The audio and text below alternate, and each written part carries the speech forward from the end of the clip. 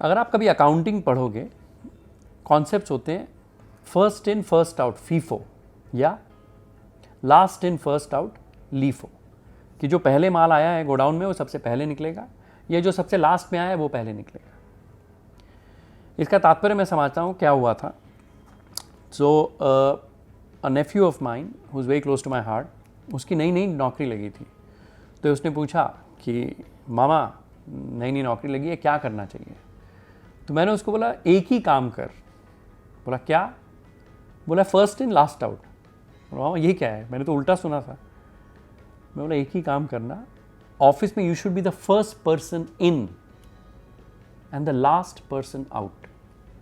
इसका मतलब मैं उसको बोला तेरी ऑफिस अगर 9 बजे शुरू होती है ना मंडे को, तू 8:30 बजे पहुंच, और जब सब 6 बजे निकलते हैं ना, तू 7:30 8 तक काम कर, मेहनत कर। तो बोला ऐसा क्यों? मैं बोला देख, ये दुनिया चाहे कितना ही बोल ले कि घर से काम करो, 2 घंटे काम करो, प्रोडक्टिव काम करो, क्वालिटी काम करो, अभी जो तेरी उम्र है ना, ये काम करने की उम्र है, मेहनत करने की उम्र है। जितना ऑफिस में रहेगा उतने नए लोगों से इंटरेक्शन होगा। कोई है जो हार्ड वर्किंग है, तेरा बॉस है, वो रुका हुआ है, कोई रिलेटेड फील्ड में काम कर रहा है, वो रुका हुआ है, वो देखेगा तुम भी काम कर रहे हो, आके बात करेगा, समझाएगा, तुम पूछोगे सर आप क्या करते हो, क्रॉस पॉलिनेशन होता है, नई नई चीज़ें सीखने मिलती हैं।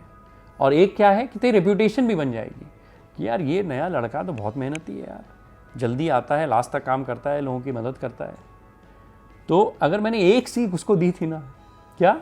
फीलो, first in last out. Lot of people will think ये क्या बकवास है। क्यों? मुझे लगता है इससे फ़ायदा होता है। एक, जल्दी ऑफिस जाओ, थोड़ा मेहनत ज़्यादा करो, ज़्यादा लोगों से इंटरेक्शन होता है और एक नाम भी बनता है।